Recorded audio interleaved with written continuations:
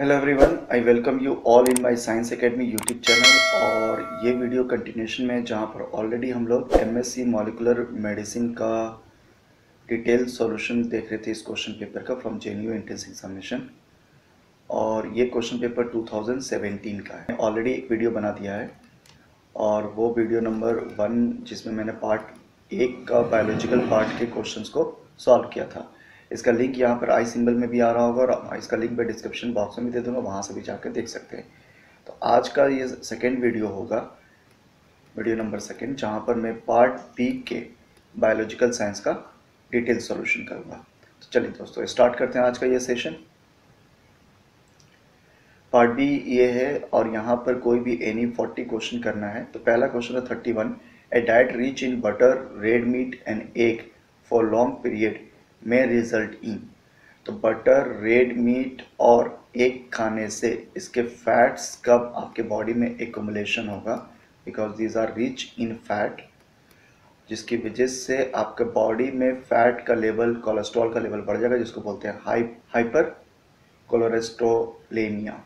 तो आंसर होगा इसका B option. Moving to next question, what will happen if the gene encoding 50 amino acid residue is mutated in such a way that UAA is generated after 72 base। तो 50 amino acid कोई protein है, तो 50 amino acid का मतलब है कि 50 × 3 उसमें कितने न्यूक्लियोटाइड होंगे mRNA लेवल पर, तो 150 न्यूक्लियोटाइड। 73rd पर ये स्टॉप कोडन आया, तो 72 तक ठीक है, इट्स ऑल राइट, सब परफेक्ट है। 73rd पर क्या आ गया, U, तो यहाँ पर स्टॉप कोडन का ये पार्ट होगा। तो ये 72 को जब 3 से हम डिवाइड करेंगे तो यहाँ पे नंबर ऑफ अमाइनो एसिड आ जाएगा, तो वो कितना आएगा 24। तो answer will B 24। A polypeptide of 24 amino acid residue will be generated। Answer will be C option। Okay, next question है, other than UAA, other than AUG, occasionally in eukaryotic CAG can be used as an alternative initiation start site that code for। Okay, तो AUG हम लोग को मालूम है methionine के लिए code होता है, ये मेथियोनिन को कोड करता है, ये स्टार्टिंग कोडोन है। लेकिन समटाइम CUG, AUG की जगह CUG भी आता है जो बेसिकली ल्यूसीन को कोड करता है। तो ल्यूसीन भी समटाइम स्टार्टिंग कोडन होता है, तो answer will be A option. लेकिन ये सिर्फ यूकैरियोटिक में होते हैं, प्रोकैरियोट्स में नहीं। 34 question, the most important constituents of plant cell wall cellulose is made up of. तो सेलुलोज कार्बोहाइड्रेट का बना हुआ है जहाँ पे ग्लूकोज प्रिकर्सर होते हैं, और ये लीनियर चेन होता है जहाँ पर जो बीटा 1,4 ग्लाइकोसिडिक बॉन्ड होता है।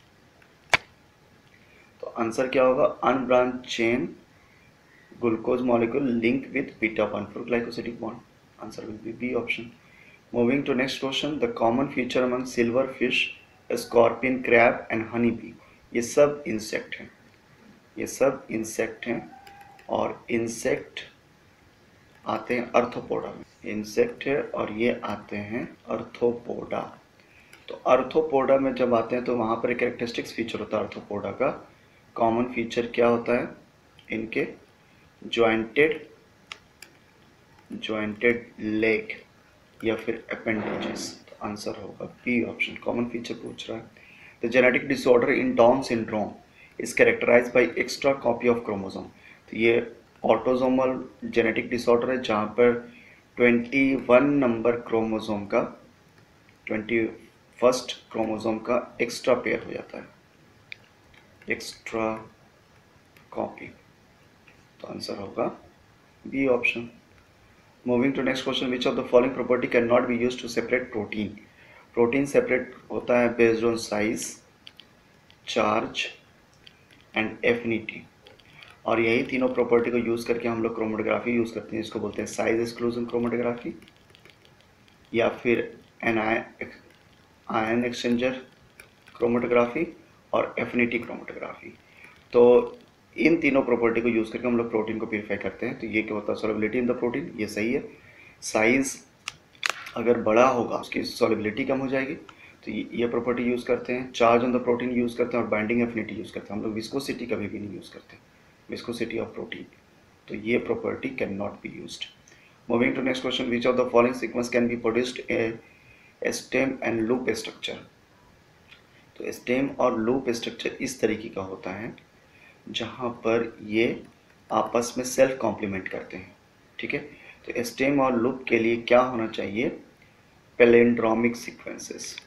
पैलिंड्रोमिक सीक्वेंसेस क्या होता है, जो फॉरवर्ड डायरेक्शन से, जैसे GAA और CTT, इसका कॉम्प्लीमेंट्री ये, और इसका फॉरवर्ड डायरेक्शन से भी और रिवर्स डायरेक्शन से भी आप सेम पढ़ सकते हो। इसको हम लोग बोलते हैं पैलिंड्रोमिक सीक्वेंस। तो ये आपस में क्या कर लेगा, सेल्फ कॉम्प्लीमेंट्री, GAA TTC, और इस तरफ से इधर से ये फॉर्म कर सकता है CTT और AAG।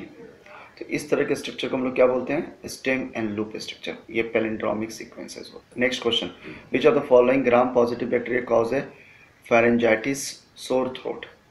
तो sore throat actually infection cause करता है हम लोग के फायरिंग्स में।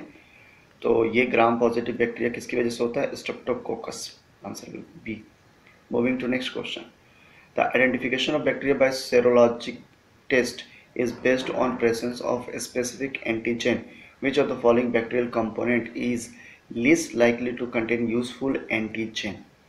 तो बैक्टीरिया का ज़्यादातर पोर्शन जैसे फॉरेन होता है वो हमारे बॉडी से अलग होता है, तो ये एंटीजेनिक होते हैं। तो मोस्टली ये कहाँ रिसाइड्स करते हैं, एक्स्ट्रा सेलुलर पे, बाहर की तरफ, या तो फ्लैजेला हो, या तो उनके सेल वॉल हो, ठीक है, या फिर इनके कैप्सूल्स हों, जो इनके सराउंडिंग में एक प्रोटीन का लेयर होता है। तो ये सब बाहर की तरफ है, इसीलिए ये सब एंटीजेनिक प्रॉपर्टी शो करते हैं। और जब ये हमारे बॉडी में जाता है तो हमारा एंटीबॉडी इसके अगेंस्ट में इम्यूनोलॉजिकल रिस्पॉन्स स्टार्ट करता है। Ribosome which is organelle present inside, इसके अगेंस्ट में इम्यूनोलॉजिकल रिस्पॉन्स स्टार्ट नहीं होगा। तो आंसर होगा A option. Moving to next question, adaptive transfer of acquired immune responsive involve the transfer of. तो एक्वायर्ड इम्यूनिटी क्या है, बी सेल और टी सेल से जो आते हैं, ठीक है, अपने लाइफ स्पेन में जो हम लोग एक्वायर करते हैं। तो ये सेकेंडरी इम्यून के पार्ट होते हैं, सेकेंडरी इम्यून भी इनको कहते हैं। और ये लिम्फोसाइट, बी और टी सेल्स कहाँ से आते हैं, तो ये आते हैं लिम्फोसाइट से, लिम्फोसाइट के पार्ट हैं लिम्फोसाइट्स। तो अगर किसी के अदर पर्सन, किसी एक पर्सन से किसी दूसरे पर्सन में आपको ट्रांसफ़र करना है एक्वायर्ड इम्यून रिस्पॉन्सिव, तो आपका इसका क्या होगा, सीरम को ट्रांसफ़र करना पड़ेगा। तो ये बेसिकली क्या जाता है, protein portion, lymphocytes. Moving to next question, opsonization refers to. Opsonization का मतलब है eating of the foreign particles. तो ये कब होता है, जैसे एक पैथोजेंस हमारे बॉडी के अंदर चला जाए और उसके चारों तरफ अब एंटीबॉडीज़ बाइंड कर जाए, और इसको एंटीबॉडीज़ बाइंड करने के बाद में ये स्लो डाउन हो जाए और अब इसको इनगल्फ कर लिया जाए, फैगोसाइटोसिस, मैक्रोफाज आए और इसको इनगल्फ कर ले। तो ये आंसर होगा C option, coating of micro organism और अदर पार्टिकल बाय एंटीबॉडी और कॉम्प्लीमेंट सिस्टम। तो कॉम्प्लीमेंट सिस्टम भी ऑप्शनाइजेशन स्टार्ट कर सकता है या एंटीबॉडीज। तो आंसर होगा इसका C. Moving to next question, which type of antibody is most effective in activating complement. ये तो बहुत डायरेक्ट क्वेश्चन है। कॉम्प्लीमेंट स्टार्ट करता है एंटीबॉडी IgM, ओनली बाइंड कर सकता है पैथोजन के साथ। IgG जो होते हैं सिर्फ इनके पास बाइंडिंग पॉकेट 2 होते हैं, लेकिन इनके पास टोटल 5 एंटीबॉडी आपस में क्लब करके टोटल 10 हैंड हो जाएंगे बाइंडिंग साइट। तो total 10 binding site. IgM because ये बहुत फास्ट क्या कर सकते हैं, पैथोजन को न्यूट्रलाइज कर सकते हैं। तो answer will be D. Next question, which of the following substance will not stimulate immune response unless they are bond to the larger molecule. तो इसका डायरेक्ट आंसर है heptane.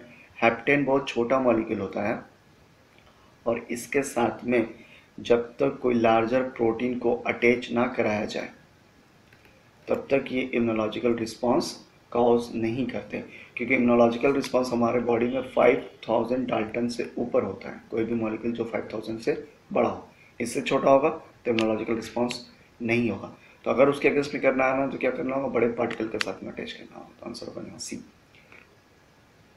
45. The most soil protozoans are flagellated or amoeba which have their dominant source of nitrogen as।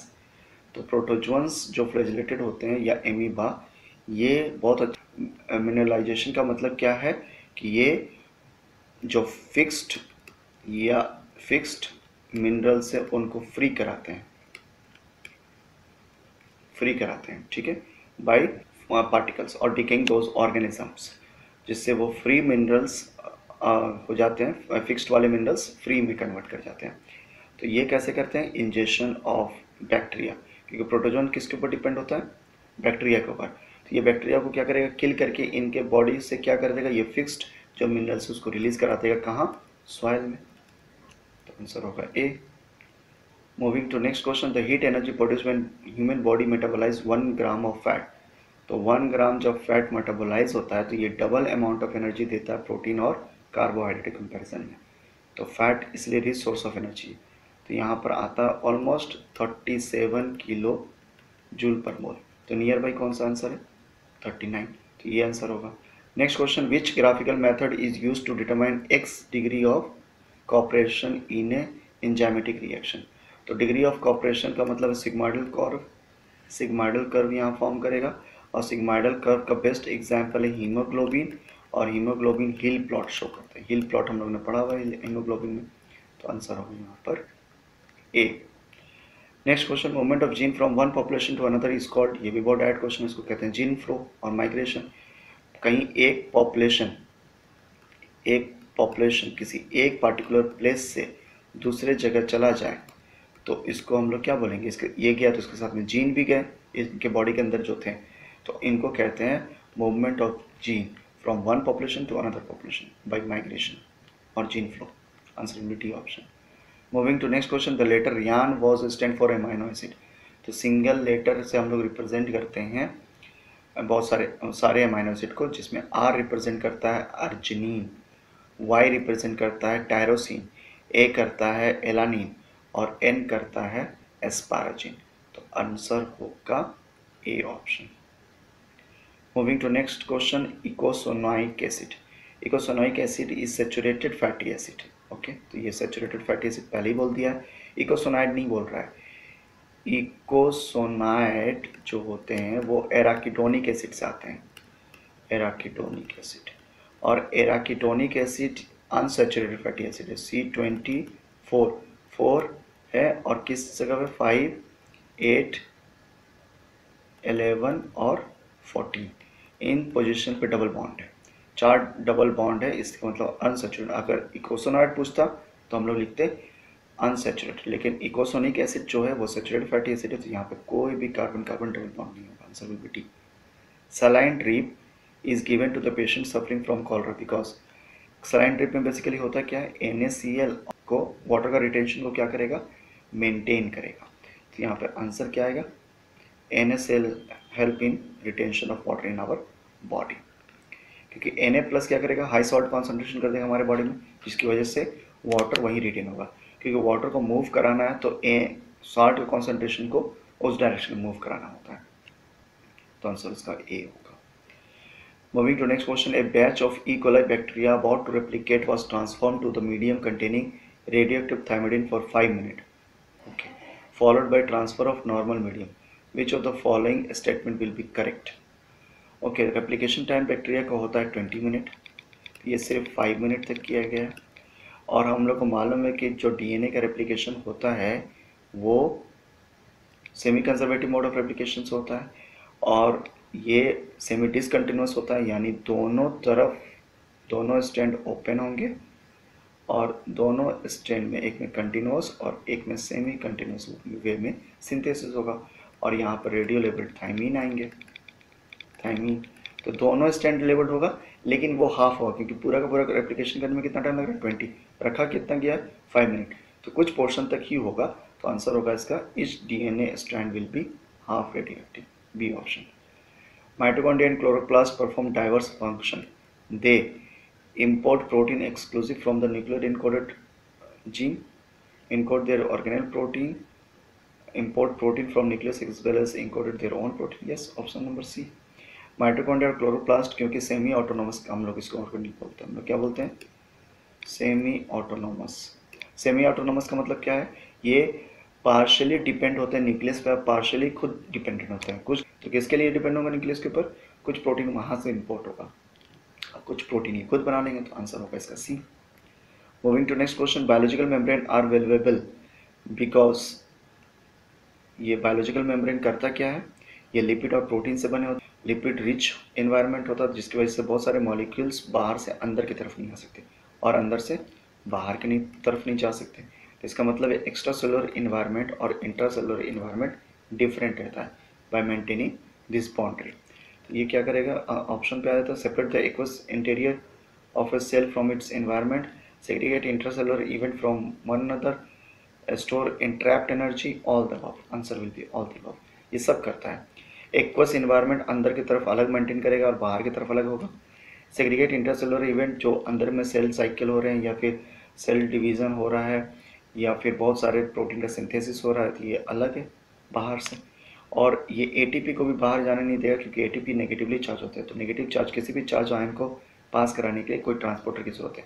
अगर ATP का transport करने का कोई transporter नहीं होगा तो ये एटीपी इंट्रैप रहेगा, तो ये भी एक तरीका है, ये इंट्रैप रहते हैं। तो all this are the function of cell membrane, तो इसलिए ऑल द अबव।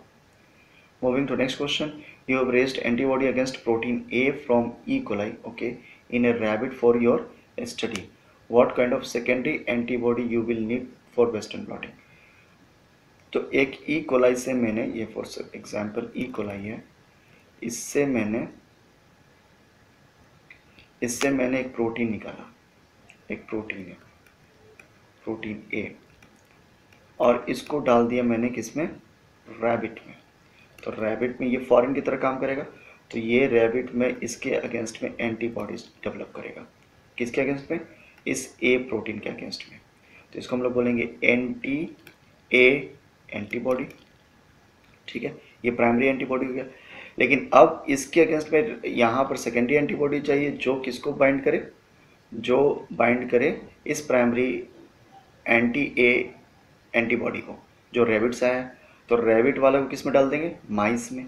तो माइस में जो डेवलप करेगा वो क्या डेवलप करेगा? एंटी रैबिट एंटीबॉडी, तभी तो बाइंड करेगा। और यहाँ पर एंजाइम लगाएंगे, फिर सबस्ट्रेट डालेंगे, सबस्ट्रेट कन्वर्ट करेगा कलर प्रोडक्ट में, कलर प्रोडक्ट को हम लोग मेजर कर लेते हैं या वेस्टर्न ब्लॉटिंग में देख लेंगे।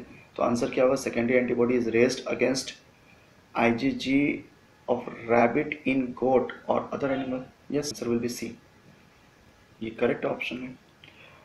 Next question, natural rubber is a polymer derived from, natural rubber ये ड्राइव होता है आइसोप्रीन से, तो answer will be directly isoprene. Isoprene क्या होता है? 5 कार्बन का, और ये कैसे सिंथेसिस होते हैं?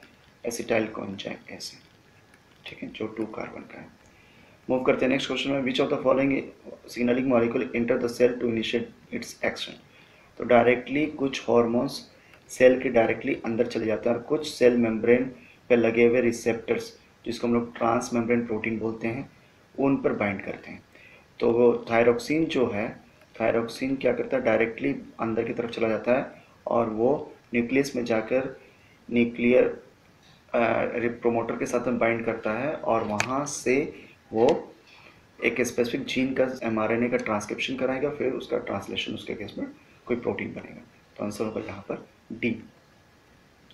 Next question, which one of the following is neurotransmitter is secreted by the pre ganglion neuron of sympathetic nervous system?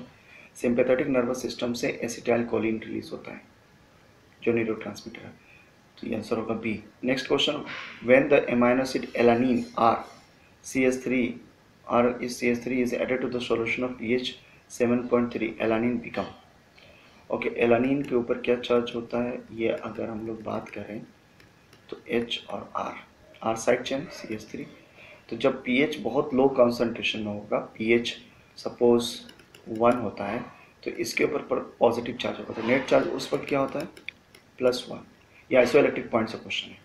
और जैसे ही हम लोग आगे की तरफ बढ़ते हैं तो एक कंडीशन अब ऐसा आएगा, जब यहाँ पर ये वाला न्यूट्रल पीएच पे ये वाला -1 हो जाएगा, तो -1 और +1 नेट चार्ज 0, तो ये पीएच कितने पे होगा, almost 7।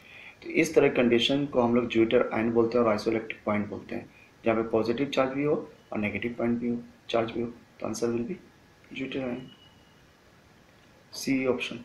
Moving to next question, the peptide valine, lysine, glutamate, methionine, serine, tryptophan, arginine, or alanine was digested by cyanogen bromide (CNBR) produced. Okay, cyanogen bromide करता क्या है, मेथियोनिन जहाँ पर रहता है वहाँ पर वो सी टर्मिनस की तरफ कट लगाता है, तो मेथियोनिन कहाँ है, यहाँ कट लगाएगा, तो एक बनेगा ये वाला और दूसरा बनेगा ये वाला, तो एक बनेगा वैलिन, लाइसिन, ग्लूटामेट, मेथियोनिन और दूसरा बनेगा सेरिन, ट्रिप्टोफैन, एलानिन, अर्जिनिन और एलानिन। तो देख लेते हैं, तो यहाँ पर ये ऑप्शन करेक्ट है, वैलिन, लाइसिन, ग्लूटामेट, मेथियोनिन और उसके बाद सेरिन, ट्रिप्टोफैन, अर्जिनिन और alanine, answer will be C. Next question, malate aspartate shuttle operates in, तो मेलेट एस्पार्टेट शटल ऑपरेट होता है हमारे बॉडी में हार्ट एंड लिवर में। ये बेसिकली करता क्या है कि जो ग्लाइकोलाइसिस में प्रोसेस से, ग्लाइकोलाइसिस में आपको मालूम है कि 2 NADH और 2 ATP का नेट गेन होता है, तो ये जो NADH ये कहाँ बन रहा है, साइटोप्लाज्म में, और इसको फर्दर ऑक्सीडाइज करना है, तो ऑक्सीडेशन इसको भेजना है कहाँ पर, इलेक्ट्रॉन ट्रांसपोर्ट चेन, ताकि इससे ATP बने। तो इलेक्ट्रॉन ट्रांसपोर्ट होता कहाँ है, माइटोकॉन्ड्रिया में, तो माइटोकॉन्ड्रिया में जब जाने के लिए ये NADH साइटोप्लाज्म वाला क्या करेगा, एक स्पेसिफिक ट्रांसपोर्टर का यूज़ करता है, जिस ट्रांसपोर्टर को हम लोग क्या बोलते हैं, मेलेट एस्पार्टेट ट्रांसपोर्टर, तो ये प्रेजेंट होता है हार्ट और लिवर में, answer will be B. Moving to next question, the DNA of the deletion mutant of lambda bacteriophage has a length of 15 micrometer instead of 17 micrometer. Okay, how many base pair are missing from this mutant? तो ये कह रहा है कि एक lambda bacteriophage जिसका DNA 17 micrometer है normal condition में, लेकिन म्यूटेंट उसमें कुछ म्यूटेशन हुआ जिसकी वजह से इसका लेंथ शॉर्ट हो गया म्यूटेंट में 15 माइक्रोमीटर, तो इसका साइज पूछ रहा, how many base are missing, missing कितना है, तो मिसिंग कितना होगा, तो ये कितना डिफरेंस हुआ, सिर्फ 2 माइक्रोमीटर क्या है मिसिंग, म्यूटेंट और नॉर्मल कंपैरिजन में, तो इसी में जो बेसेस होंगे वही मिसिंग होगा, तो 2 माइक्रोमीटर में कितना बेस मिसिंग होगा, तो एक बेस में यहाँ पर देखिए हिंट दिया हुआ 34 एंगस्ट्रॉम होता है, ये 34.0 है, ठीक है, तो यानी 1 बेस पेयर में 34, तो 34 एंगस्ट्रॉम में एक वन बेस पेयर, तो 2 माइक्रोमीटर में कितना, यही फाइंड आउट करना है, तो 2 माइक्रोमीटर को एंगस्ट्रॉम में कन्वर्ट कर देते हैं, तो 2 माइक्रोमीटर को जब हम लोग एंगस्ट्रॉम में कन्वर्ट करेंगे तो इसको हम लोग मल्टीप्लाई करेंगे 10⁴ से, ठीक है, तो इस तरफ अब कितना आएगा, 1/34 × 2 × 10⁴, यही आंसर होगा, ठीक है, तो इसको कैलकुलेट करेंगे तो कितना आएगा, 588 बेस पेयर, ये आएगा, आंसर विल बी डी। चलिए मूव करते हैं next question, reverse transcriptase which is found in retrovirus is a type of, reverse transcriptase RNA को कॉम्प्लीमेंट्री DNA में कन्वर्ट करता है, RT, ये एंजाइम, और ये एंजाइम का रिवर्स ट्रांसक्रिप्टेज को दूसरा क्या नाम है, RNA dependent DNA polymerase, RNA dependent DNA polymerase, क्योंकि इसको RNA स्ट्रैंड चाहिए उससे DNA बनाता है, तो ये बेसिकली है क्या, DNA polymerase, answer will be ए।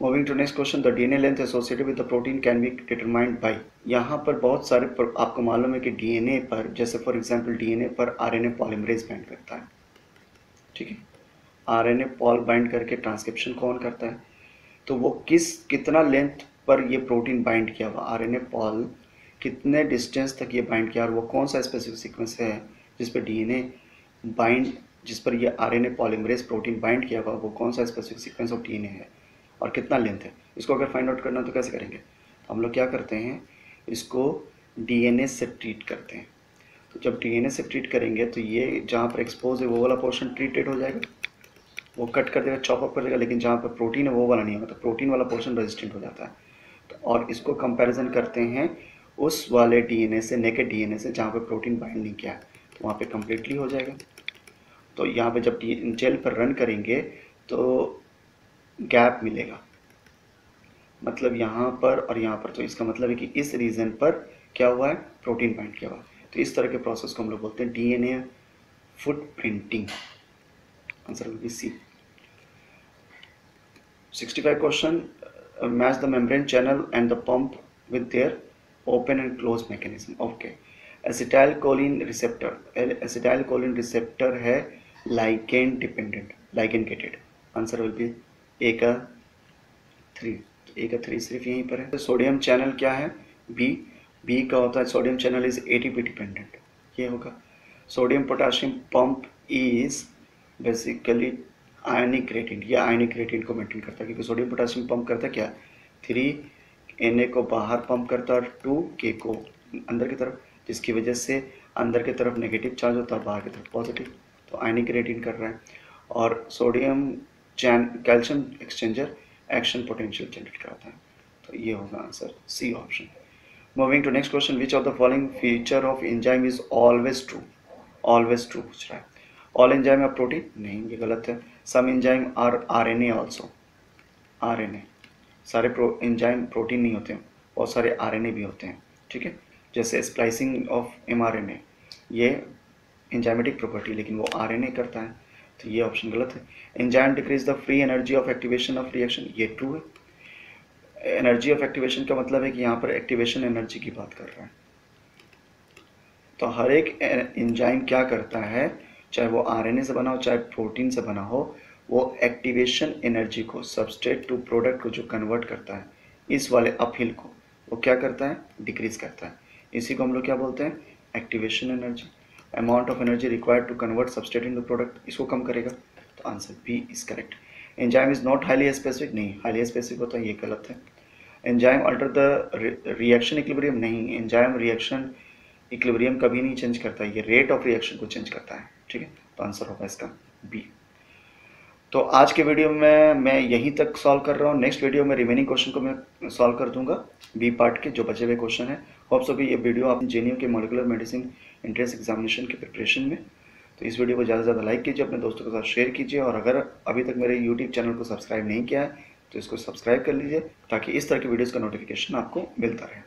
चलिए मिलते हैं नेक्स्ट वीडियो में, तब तक के लिए टेक केयर, बाय बाय।